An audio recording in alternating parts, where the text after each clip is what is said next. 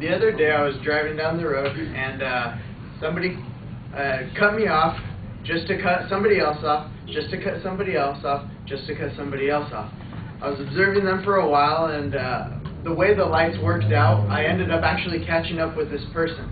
And I looked over at him a little bit annoyed and agitated, and I could just see them fists clenched, just angry at everything.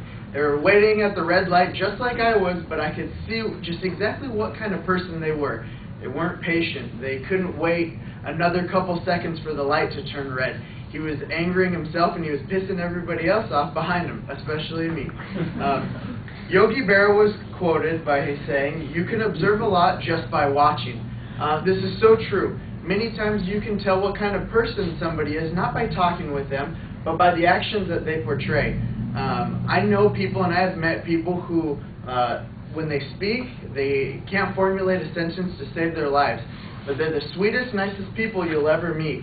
A lot of times we'll prejudge somebody by the way they look, their appearance, and things they do, but you really have to watch them to understand what kind of person they are.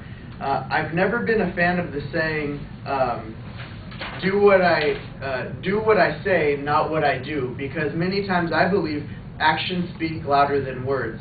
I could lie to each and every one of you to the face and say, oh, I do 100 hours of community service a week, and I do this, but if you watch me and I don't do it, you'll learn what kind of person I am. I'm just a liar and nothing more.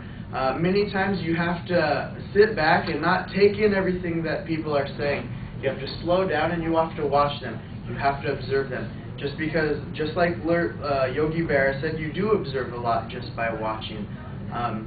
A lot of times, like have been said in the other speeches, people can be two-faced. A lot of times people are in it just for themselves. That's why you need to be cautious with the things that you do and the people you affiliate yourself with. Don't be drawn in by the way people talk or the way they act. For a while I worked in sales, and I had a buddy that I worked with. Well, he's not a friend of mine anymore, because he was one of those people that could paint a picture with his mouth beautifully. He could tell you things and make you want to buy. He could, as many would say, he could sell ice to an Eskimo. And he could make things sound wonderful and great. But then as soon as you stopped and you went out and you actually hung out with this guy, you realized he was just a dirtbag. He was just in for things for himself. He wasn't interested in the good of other people. He just wanted what was good for himself.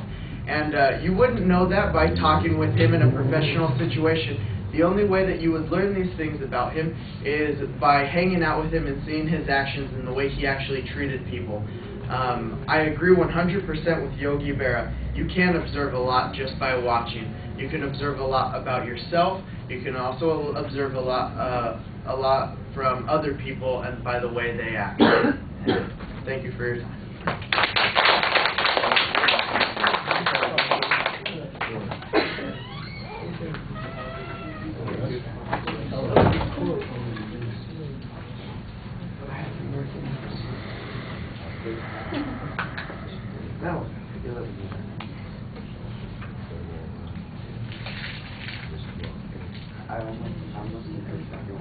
Thank you.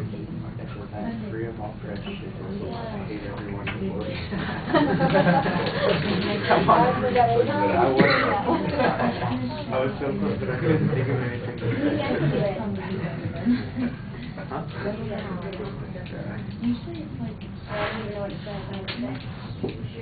Like I was so close to doing that one, but All right, Cameron, you've got a good example to start off the speech with, and it gives you a chance to kind of get control of the situation with your voice and your gestures and engaging us very quickly into the speech. And then you've got a good solid transition to the thesis and your point of view on that.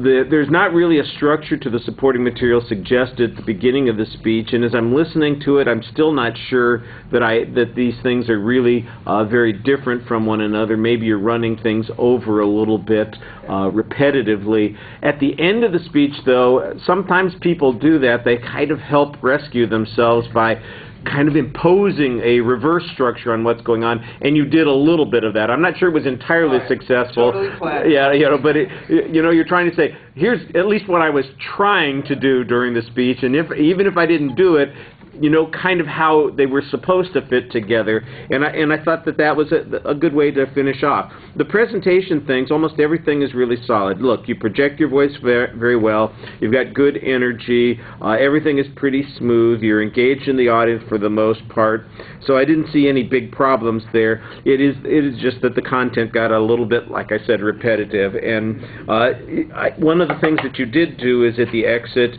you went back and, like I said, created a little structure and came to the point where you were reminding us, at least here's the point that I was trying to make. And if you can do that, even if everything else doesn't work, at least we know what it was we were supposed to get out of the speech. That helps a great deal. All right, thank you.